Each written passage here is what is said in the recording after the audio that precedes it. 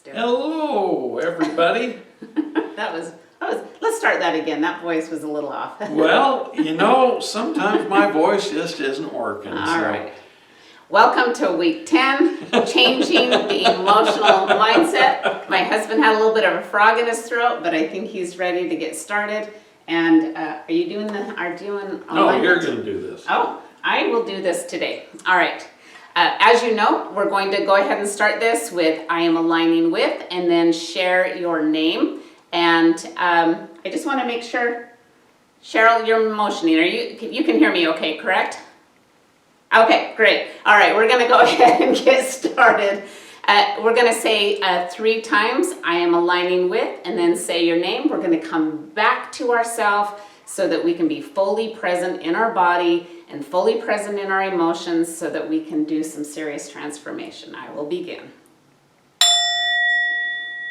I am aligning with, and say your name.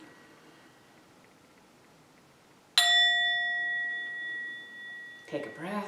I am aligning with, and say your name. I am aligning with, and say your name. Now, our emotional energy is what we're here to discuss. Our emotions are the precursor to all of our experiences. Everything that we do in life is infused with the energy with which we do it. If we're frantic and chaotic, we create frantic and chaotic moments in our lifetime and throughout our life, throughout our day. If we're peaceful and engaged, life will be easy, full of a peaceful energy around us. Everything that we are will show evidence in our outside world. The goal that we should all set is before we engage in any lifetime experiences and any experiences is to have inner peace. Once we have inner peace, that will bleed into our outer world. However, this requires looking at and transforming the relationships not only with yourself, but the relationships with others. So the top 6 relationships that determine our self-worth, number 1 is parents. You know, our parents teach us the basics from when we're very small, and we subconsciously remember everything about that experience, and our primary focus in our developmental years is from our parents, and so they're the number 1. Number 2 is our friends and peers. They are the guidepost to our overall vibration, so make sure you have good friends and good peers. That's, as an example, that they say those statements that the 5 people they spend the most time with are a reflection of who you are. So our friends and peers are definitely fall in that category. Yeah. And then food, our connection to our food and the awareness of the vitality of our food and life energy is very important, and it can determine our moods. We've had people who've had fungal brain, and it totally changes their personality. And so eating good food is very important. Money is energy, and it can create our values. It can be a good energy exchange or a bad energy exchange. And so we need to be careful with how we value our money, because it is energy that is responsive to us. God, or the higher power that influences our life decisions, is very important. And you know, currently we're being told there is no God, there is no devil, there is no nothing. There's only, you know, intelligence and science and all this stuff. And science is just another type of religion. Now, self, the inner dialogue and your personal care with yourself and your emotional regulation is very important for determining your self-worth. That's right. So in our relationship with ourselves, much of our past experiences impact our relationship with ourselves. Each of us learn how to treat ourselves not only by observing, but we model how other people treat us. And this starts in our primary years. Now, a way to look at how we treat ourselves is when you have experiences where you've been, like you've set a goal and you've had great success, or you've had a really fantastic day and everything felt like an alignment, how do you relate to yourself? Do you give yourself compliments? Do you recognize when you've done good things? Do you celebrate that and acknowledge the forward movement that you made? And or how do you relate to yourself when you struggle? Now, in all honesty, about a week ago, I really hit a little bit of a low note. And I struggled. I had an anxiety attack that doesn't happen to me very often, but this one hit me really hard. And I was crying. My body felt constricted and I felt really low. And we climbed into bed and I made a derogatory statement, a disempowered statement for myself. And the statement I made was, I hate that I always go like that. I hate that that's my default, which I don't typically talk like that on the regular now. I know that I have in the past when I would cut myself down, but I was really grateful to have a partner who has awareness, and he was kind. He didn't call me out and blame me or shame me, because when we're already feeling low in our life, the last thing we need is for anybody to make us feel wrong or bad. Those are the two things that we all try to resist. Don't make me feel wrong or bad, but also acknowledge that I can do better. And so he gently said, another way that you could say that is, and he changed the language, and he says, I love you enough to encourage you to say that differently. And I said it differently, and I was so grateful. I was so grateful because he didn't shame me, he didn't make me wrong or bad, but he called me out in a way that acknowledged that I can do better. And we all are on this journey of transformation. And another thing that we can look at is, do you criticize yourself to protect yourself from being criticized by others? As an example, I felt that there was a number of years, I remember saying these kind of things. I would interact with friends, and I'm not a person who spends a lot of time doing my hair and makeup. Like this face comes together about 10 minutes before we do this training because I don't wear much makeup. My hair is very typically pulled up in a clip, and my activity is really busy. So I like clothes that are very comfortable. I've had a lot of nerve pains and digestive issues, so I need things to have flow and movement. And so I don't always present myself in a really well put together manner. My friends love me exactly as I am, but I found that often I have beautiful friends. All of my friends are very beautiful, and many of my friends are really well put together. And they wear makeup, they have their hair perfect, they wear very nice clothes, designer clothes. That's not really my personality, but I love that about them. However, the problem with that is I often would apologize for myself. I would like, oh gosh, I'm busy. Sorry about having no makeup on. Sorry about not being dressed nice enough to be equal to you. And I just thought, nobody really likes that, and I don't like that about myself. But it's a way that we criticize ourselves, so that is as a protection from other people criticizing us. So those are another ways to recognize what is your relationship with yourself. Do you acknowledge that you have good things that you're offering, that you're contributing in a healthy manner, or do you find yourself criticizing? So in the history of pain, there's a lot of betrayal, rejection, and humiliation can be the most limiting in our emotional histories. Every person has experienced these assaults to their self-esteem. We must connect to our emotional self, actively process and heal the underlying emotional traumas or pain in order to get rid of the pain. That's right. And so we're going to talk about the 6 default strategies that are potential when we try to avoid pain. And the first one is avoidance and distraction. This one is the most popular, this is most common.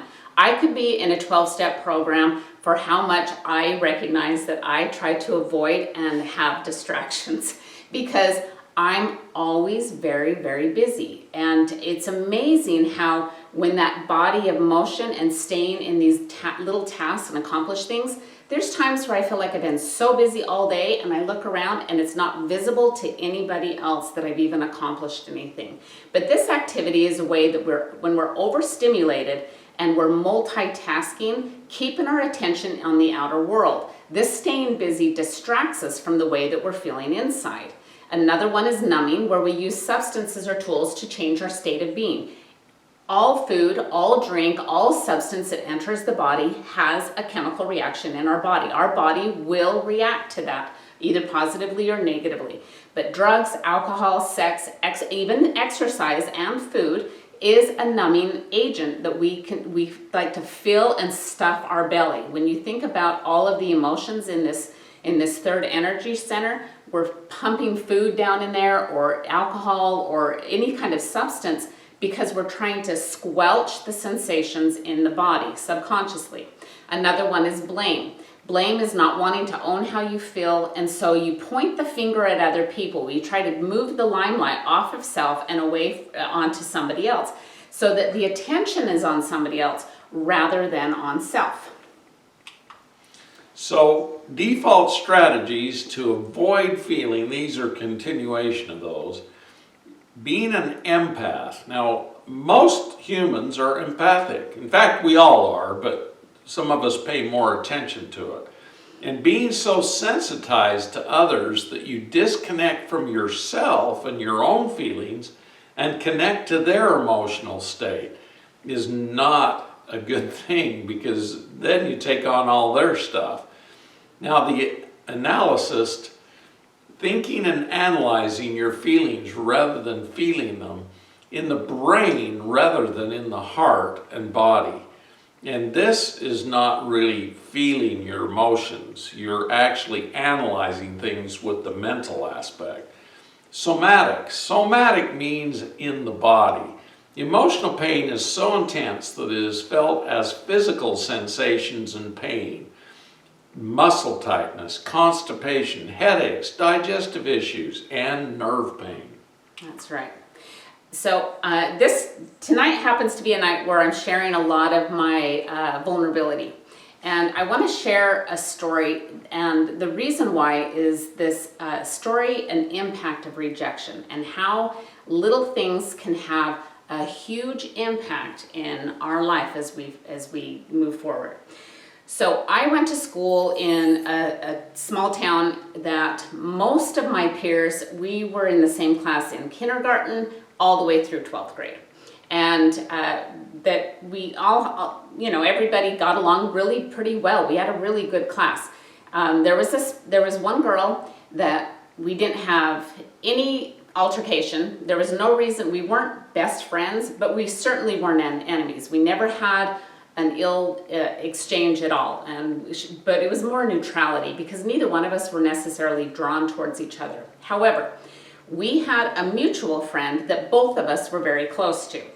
And once we graduated from high school and a few of us got married and had children, this mutual friend was getting married and had a bridal shower. And I was invited to this bridal shower, as well as this other friend. At the bridal shower, there was approximately 35 or 40 women, and they were sitting around in a circle, much like this image on the screen. Everyone was sitting around, and it was very standard bridal shower games, and everybody just chatting and sharing things.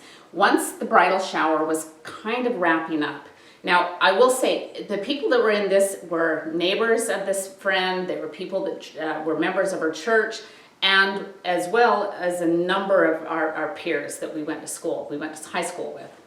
And so we're sitting in this circle, and the other friend, or this other individual, she stood up and said, "I'm handing out my wedding announcements," because she also was going to be getting married very soon. So she stands in the center of the circle, and she approaches the first person, and she has this stack of wedding announcements. And she goes to each person and stands, then moves, stands, and hands each person this wedding announcement. Well, she gets to me, and it was such an interesting thing. It's almost laughable, but how she approached it is she got to me, and she still had a stack. I was kind of in this circle. But she gets to me, and she very visibly steps back 2 or 3 feet and made quite a display about it, slides over past me, and then steps forward and hands to the next person. Both people on both sides of me knew me very well, and everybody kind of watched. Well, that was unusual. And so we went on, and it was obvious, and then she finished. She still had a few left over, but sat them down and went about the experience. Well, I got home. I actually had a child at this time, and my mom was babysitting, and I went home, and I'm like, well, the party was fine, but a weird thing happened. And I didn't really think about it. Like I said, it was a little bit laughable, but of course there was a little bit of a sense of rejection. Well, we're going to fast forward about 20 years. And I noticed that every time I put myself out there, every time I went public with anything, and even posting something on social media or creating a video, even so much when I was writing my book, that individual kept coming into my mind, and I could feel myself constrict. I could feel myself kind of repel from the experience, and I finally had to do my own self-mentoring. I had to sit down and go, what is it about this person? Because I'm not necessarily drawn to her, but I have nothing against her. I know her now, and I see her at class reunions, and there isn't any reason to have any ill feelings other than that one incident. I subconsciously was feeling rejected. And so in fear of rejection, I limit my ability to move forward. And so we're going to talk about that our tool of transformation is going to be along the lines of rejection. Everybody has had betrayal. Everybody has had rejection, and everybody has had humiliation. We've all experienced it. But this level limited me from moving forward. And so recognize that there may be things that, like I said, could be very, very benign and yet have a huge impact of moving forward. And I went through quite a bit of things, and so I don't have that issue anymore. In fact, she doesn't even come to my mind very often other than from as a teaching perspective. Wow, simple things can have a huge impact on our ability to move forward. Now, the Pygmalion effect.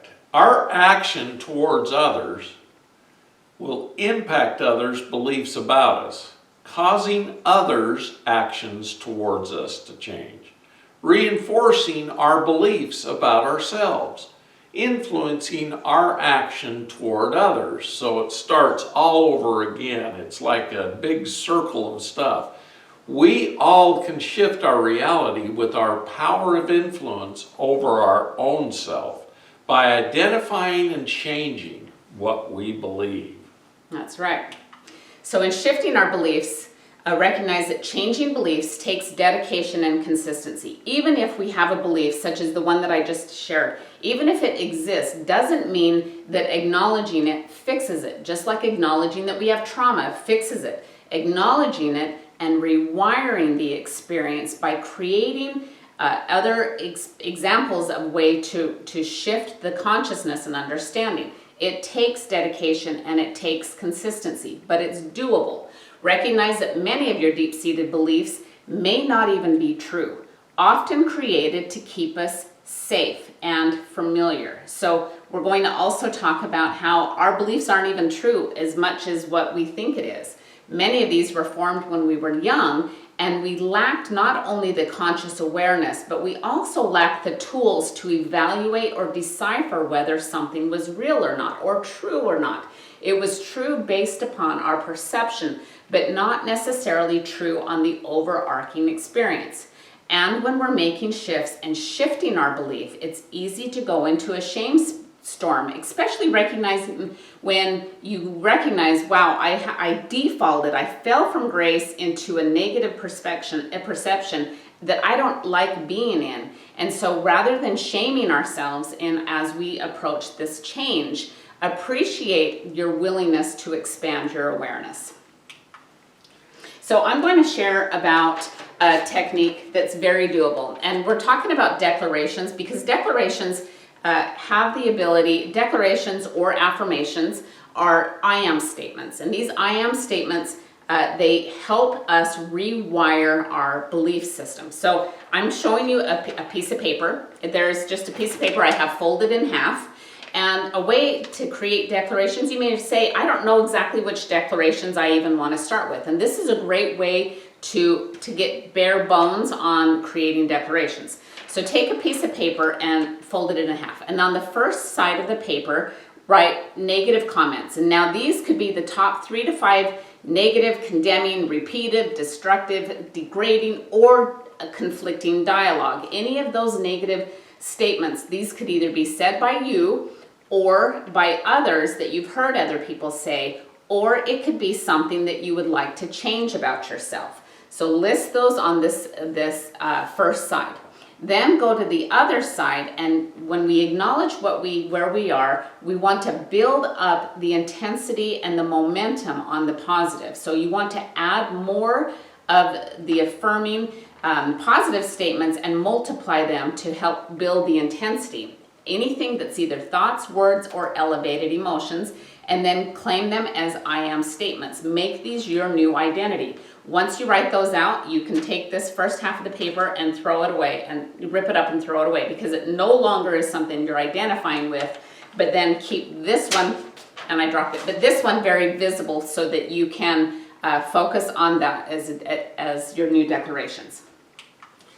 Now, these are examples of different emotions that affect us very deeply. Feeling unworthy, unlovable, stupid, ugly, weak. Rip this up and catch these beliefs if they show up. Literally deal with them quickly before they incorporate into your body. Now, many of us have had these things incorporated, so we need to claim with I am statements. I am strong. I am beautiful, intelligent, lovable, and kind. I am worthy of love and being loved. And I add great value to other people's lives. These are very important statements. That's right. So in supporting and creating new declarations, remember that declare statements in present tense. It's not something that we're longing for, it's that we're integrating in present time. Put it down in writing and keep it visible. Put it down a few times. And when I was writing my book, I was going through a lot of struggle of just trying to overcome worthiness and who am I to put out a message and all of that nonsense story. And so I actually wrote some declarations. I had it in my shower away from the water, but in my shower, on my bathroom mirror, in my pantry, on my refrigerator, and inside my office. And so I would catch these quite often. And so keep them very visible and remember to repeat them. Remember, we talked about the reticular activating system. This helps drop into your subconscious. Declarations have to be repeated often so that you can, it eventually drops in and your subconscious believes it. Saying it out loud and listening for any voice inflections. You'll notice if you start paying attention when you say that, there might be a little hit in your voice, or a squeak in your voice, or a limitation, or even a hesitancy to say the words. When you notice that, these are things that need to be worked on. Now, body language is something that has been said that 65% of our communication is actually body language. It's not the words that we hear, it's what we observe, and it's how we hold ourselves. Now, taken as example, if you see somebody that is an executive, that is a multi-million-dollar industry, and they're in a meeting, you're never going to see that person leaning on one leg and slouched over. They're not going to be looking down at their shoes and avoid eye contact, and they're not going to be hunching their body in and their chin down. They're not going to be that shrunken in and protective state. But if you see somebody like that, you can probably imagine that somebody who feels inadequate or around their peers would be somebody standing at a high school locker. And if bullies come through, that's the person they're going to target, because their energy is already communicating weakness. It's communicating instability when they're on one side. So think about the way that you hold yourself when you're saying these declarations, and how you hold yourself in communication with family members or other people. Practice this in your interaction. As an example, stand in front of your mirror with your affirmations or declarations in front of you, and your feet both firmly on both feet, because you're standing strong. This is your new identity. This is a higher level of identity. Arms to your side. You'll notice if you try to do that for very long and you say a declaration that doesn't really resonate as truth to you, your hands will try to push it away. You'll notice a little flick in your fingers or your movement.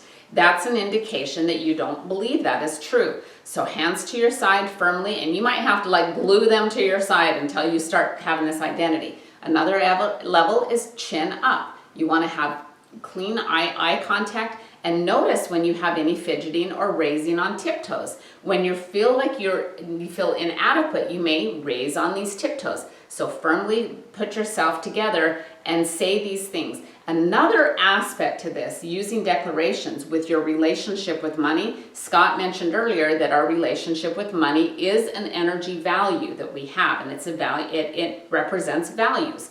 So if you say, for instance, I make $500,000 a year, notice how your body moves versus saying what you actually make. And notice the swaying, the tipping, or the inadequacy things. So that's something to pay attention when you're creating declarations. Then when you've arrived at a level, know that you can adjust to the new level. That's right. So, where are your primary limitations? Health, wealth, travel, resources, relationships, possibilities? Whose voice is in your head when you think about your possibilities? Peers, parents, friends, grandparents? Spiritually, ask permission to change these limitations by journaling. In other words, when you're thinking about things and you're not having adequate energies with them, you need to change your attitude with these and give yourself permission to change the limitations and write them down so that you have them written and you can either dispose of them or write down what you do want instead. Yeah, so it's what Scott's sharing is we speak soul to soul. It's not necessarily to go find somebody that 20 years ago did, like this individual that I was referring to in this story.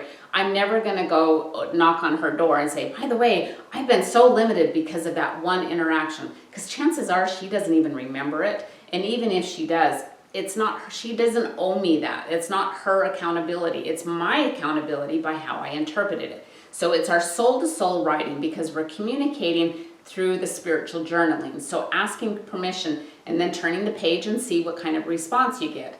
So let's talk about our history of limitations. Most of us in our world have some level of history of limitations. We grew up in a culture or a family where we had to do some of the following. Eat all of our food before we left the table, or do our chores before we could play, or work until the job is done, or save our money for a rainy day rather than buying something in the moment that we really wanted. All of these are living in scarcity and limitation, and it's authoritarian when all of these things happen because somebody else decides what your role has to be, and this imprints in our behavior as we grow into adults. You know, it's interesting. When my mom was a divorcee, we grew up with all of these limitations and even more.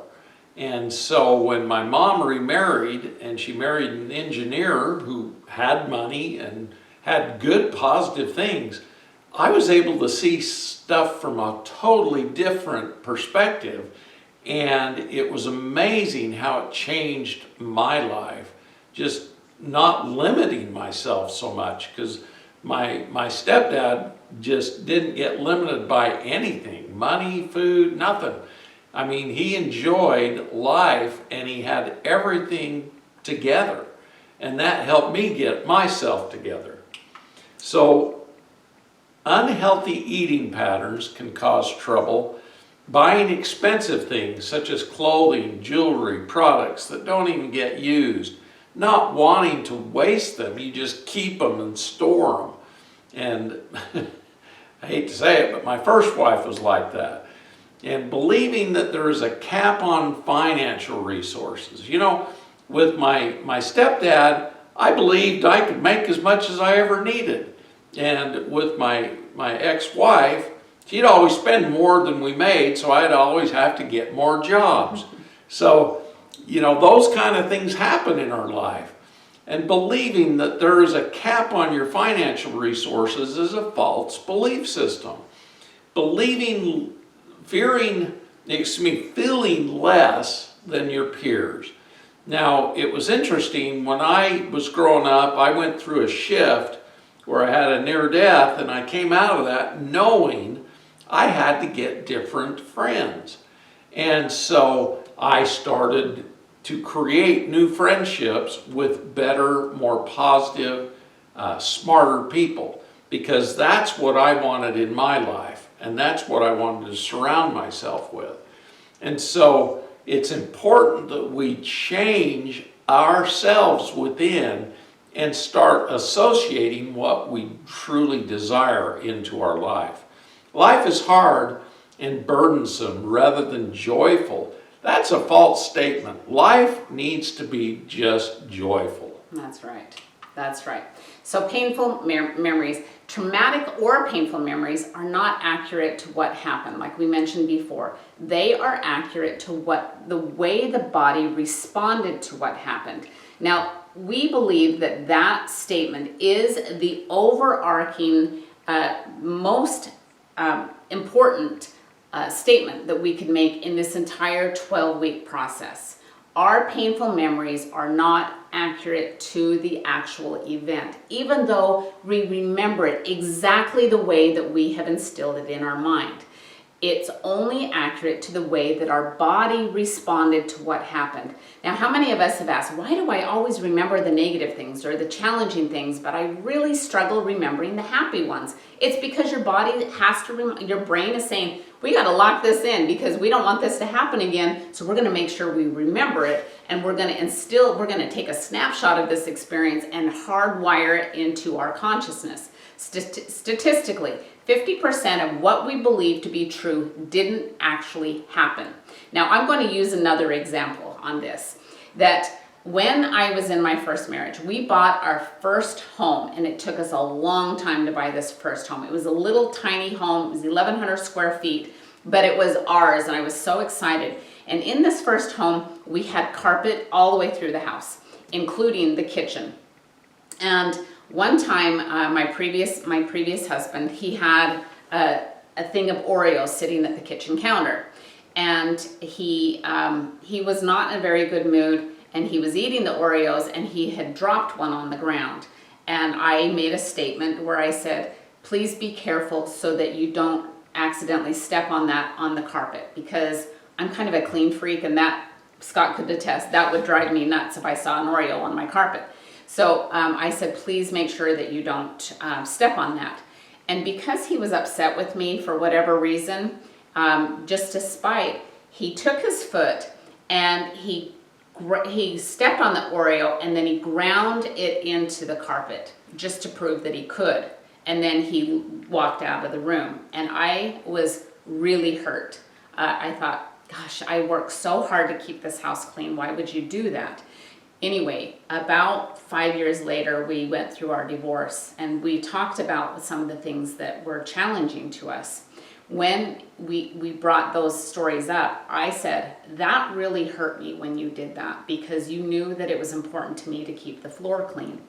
And I said the example, you dumped a whole bag of Oreos on the floor, because in my interpretation, it might as well been an entire bag of Oreos. Whether it was 1 or 50, it still had the same impact.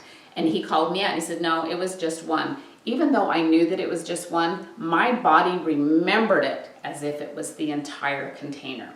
So recognize our story isn't necessarily true. And when we hold and we have to defend our take on something, look at the possibility that what are you defending? Are you defending the emotion or are you defending the incident? Choose to master yourself by disengaging from the painful past and allowing what is. Now, give yourself a free day pass. Now, what is a free pass day? What does that mean? When our emotions are built up so much that you feel you are on a hamster wheel, schedule a free pass day. Remove all your obligations for 24 hours and live your life with intentional joy. Live a full day as a healthy, vibrant, whole, happy individual. This supports viewing your life from another perspective and gaining clarity of your next steps. Because until you start experiencing joy, you can't actually experience a good life. So you cannot do anything that causes discomfort to yourself or others, but make sure you have a free pass day where you can do what you need without having to make up for it. Yeah, that's so important when we feel like we're on the grind all the time. And all of us, I think, have said at one point, gosh, I just feel like I'm on this repeated hamster wheel. And so the free pass day is a fantastic way to just like, all bets are off. I'm removing myself from obligation. Okay, so comparison and judgment. We compare our worst traits or circumstances with others' best traits or circumstances. As an example, how do you feel when you saw a high school friend got that dream job she always talked about in school and actually accomplished it, but you talked about the job you wanted and didn't get it? So how do you feel about that? Do you compare yourself with this? Or we judge our worst traits or circumstances with others' worst traits or circumstances with our best traits.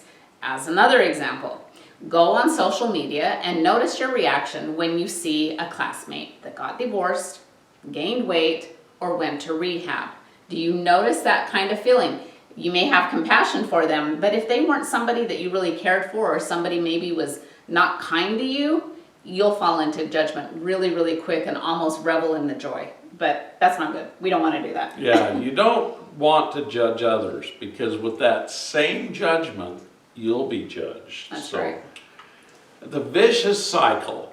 It's easy to get caught in comparison/judgment, but healing requires you to focus on your self-needs.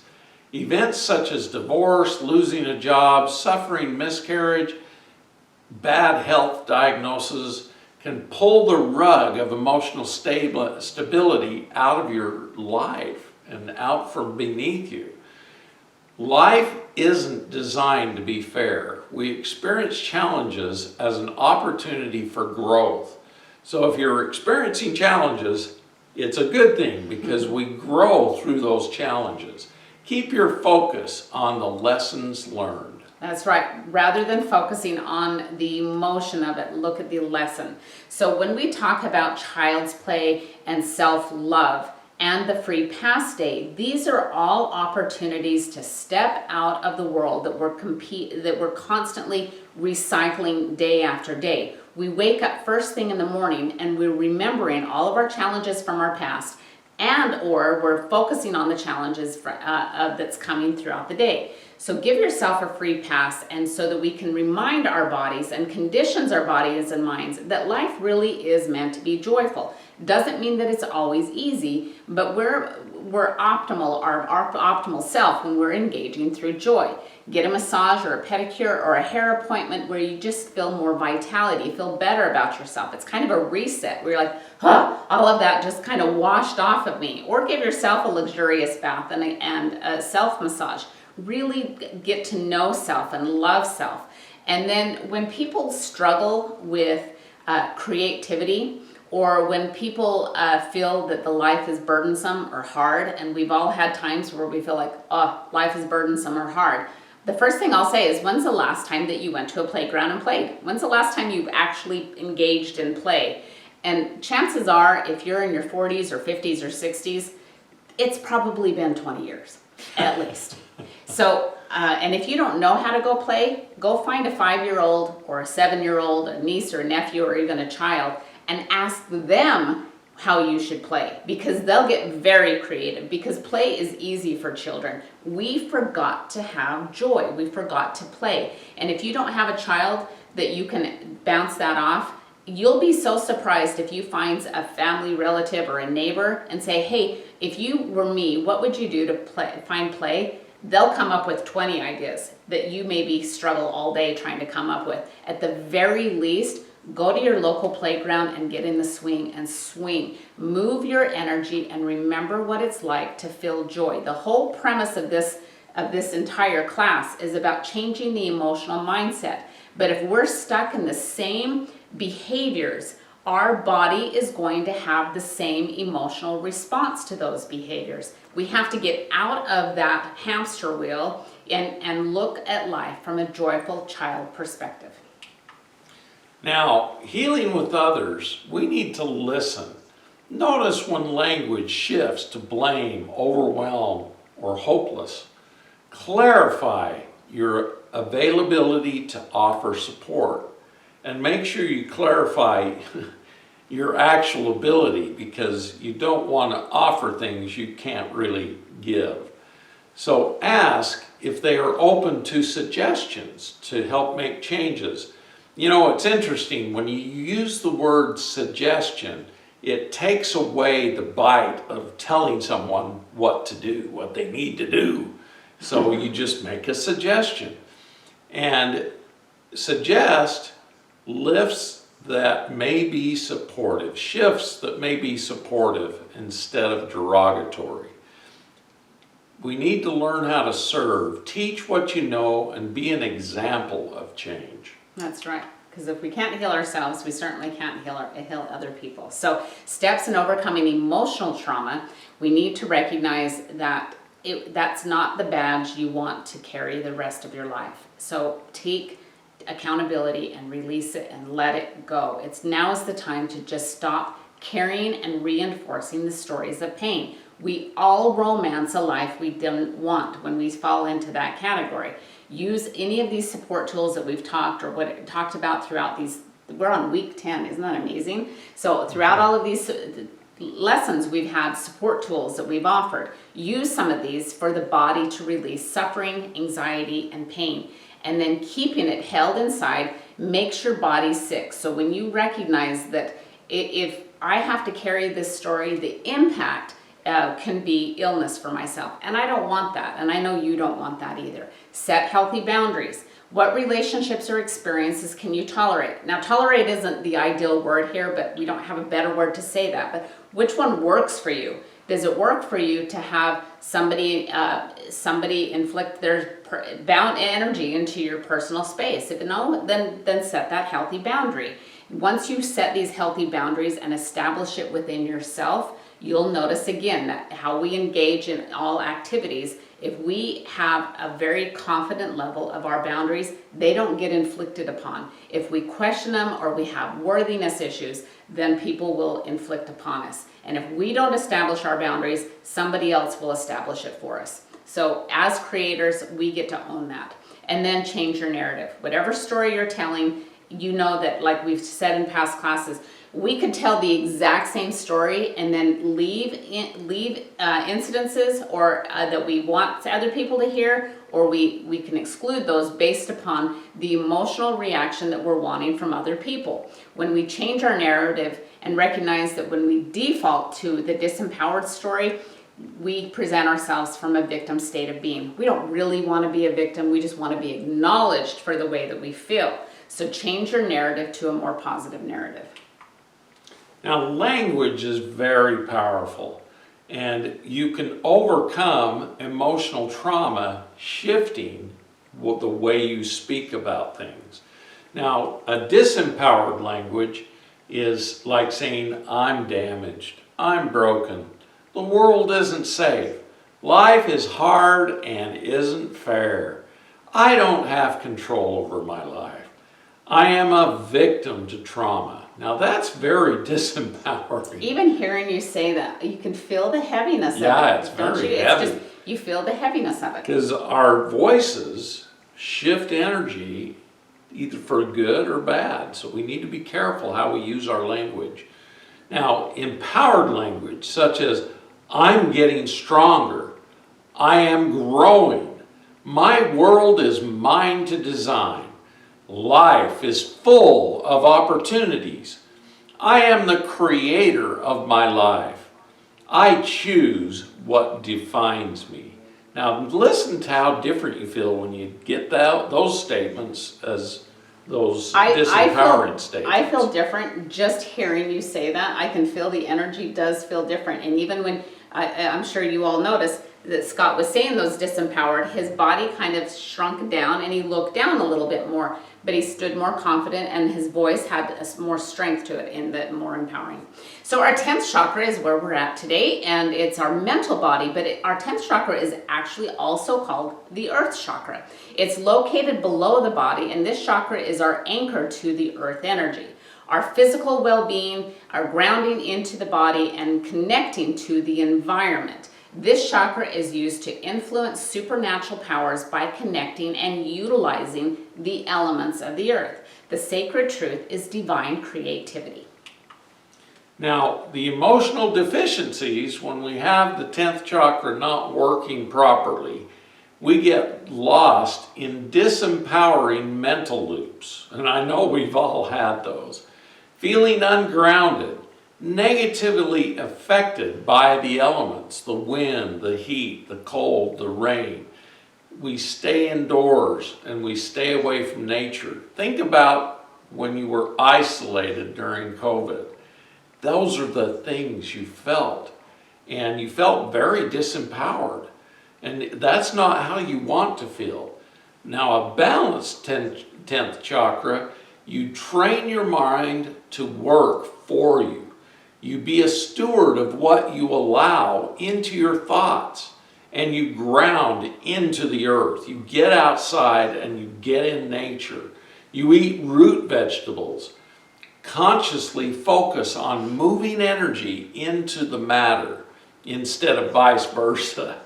Because it's easier to move energy into matter than try to make matter into energy. Create with intention. Very important. That's right, because we're all creating every single day, and we're using declarations every single day, but not necessarily consciously. It's what we say is our truth. So living and working in high-rise buildings, driving, EMFs, our shoes, and the concrete all limit our connection to Mother Earth.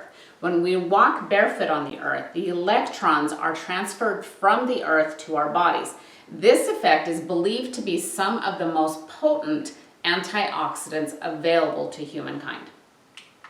Very true. So our tool for transformation is peeling the emotional onion. Now, emotions are the body's messengers, and just like an onion, they have layers. Pay attention to the emotional patterns that show up in your life and identify where the triggers were. So as an example, when my example is when I was healing and I had a lot of food sensitivities, I was very, very, very severely reactive to gluten. And I couldn't even stir pasta because the vapors I would get a really physical reaction.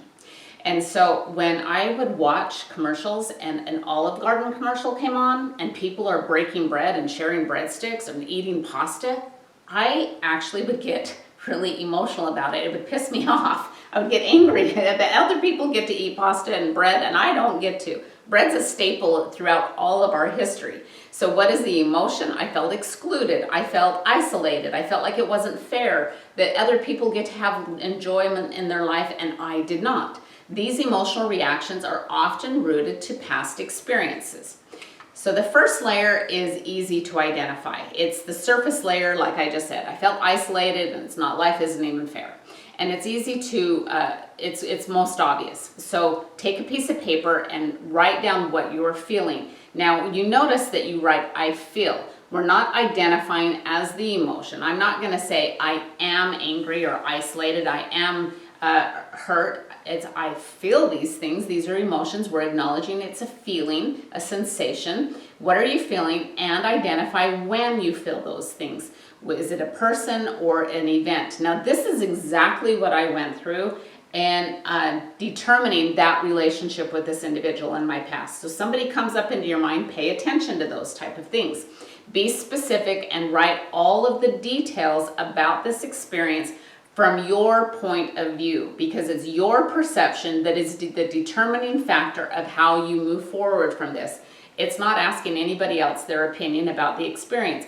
It's your emotional charge, so you're writing it from your point of view until it's complete. Now, the second layer is think about other times you felt triggered by this similar emotion. As an example, when else did I feel excluded? When else did I feel isolated or life wasn't fair? Who or what was involved? Be patient with yourself and explore by writing these things out. Add additional emotions that come up and continue writing until everything is on paper. Include quick glimpses. As you're writing, I promise you'll get a little quick glimpse in your mind, or you'll have a sensation in your body. Catch those and write those down too, even if they don't feel like they're related to this emotional trigger.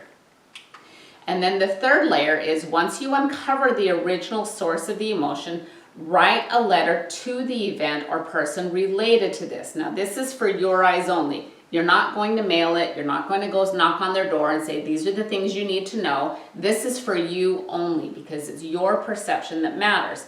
And so don't try to edit it. You just get it out.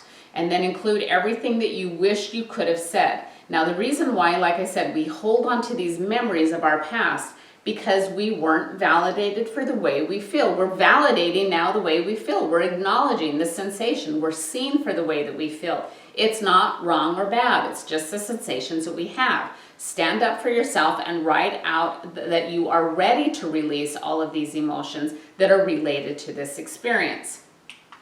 Then when you're complete with all of that, you got everything out of the body. You said everything. You've acknowledged yourself. You got all the emotions out on paper. Start a new page.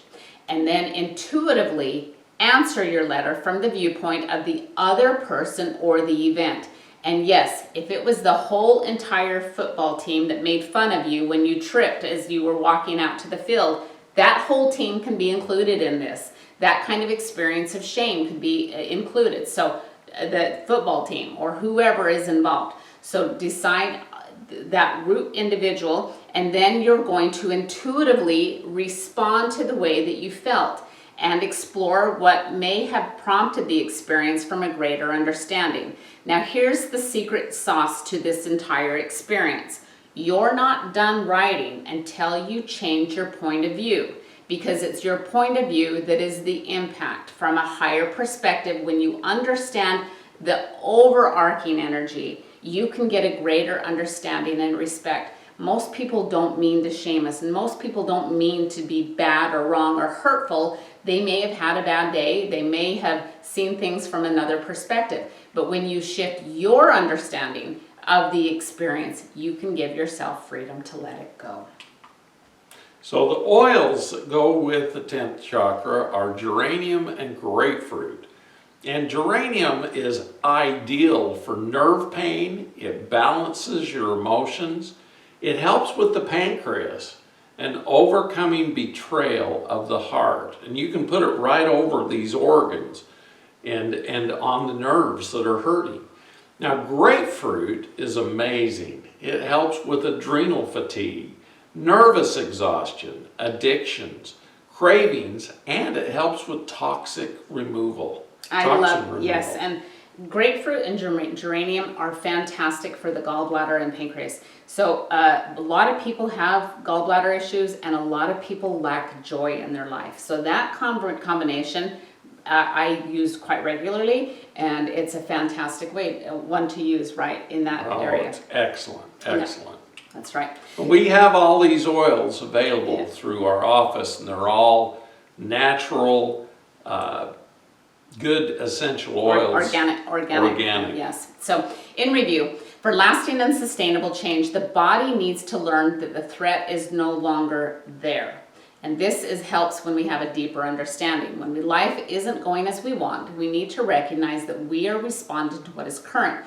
But we aren't responding to what's current, but our patterns from our past.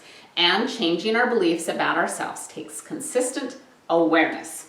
All right, I don't know if we have any questions, but I'm dropping things all over the place. It's all right. I don't see any questions, but okay.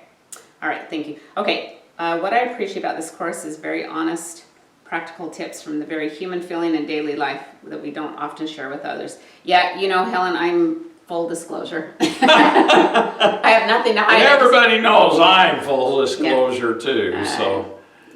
Thank you. Okay, I thank you for the comments, but I don't see that there are any questions. So we're going to go ahead and give you all a blessing, and we'll apply next week's applying love to your life to help shift your emotional level. Yeah. And so let's go ahead and give everybody a blessing. In the name of the Almighty, I am that I am, the creator of the multiverse, and by virtue of the great divine director, the Holy Spirit of God, who commanded me to give blessings to all the humans on and off planet Earth, we bless you that you will use these applications to change your emotions, change your emotional state, bring in the good things that you desire to feel and to know, so that you change the way you are feeling in your day-to-day activities. We bless you that your pancreas, your gallbladder will be healed. We bless you that your glands and your other organs will function perfectly. And as you take the emotions that are not serving you out of your body will heal, and you will find you are having less pain. We bless you that you'll be able to do this quickly and easily, and that you'll apply these teachings in your life so that you'll be healthier, happier, and more joyous. And take a day off where you give yourself a free pass so that you don't shame, blame, or guilt yourself about anything, because Christ and God wants you to be happy. They want you to have abundance and prosperity in everything that your heart desires, especially love, because God is love. And we bring you these blessings through the love of God. And in the name of Jesus the Christ, so be it, so it is. God bless you all. thank you. And next week, only 2 weeks left to go, but applying love to your life. Thank you, everybody, and we'll see you next week. We'll see you. Bye-bye.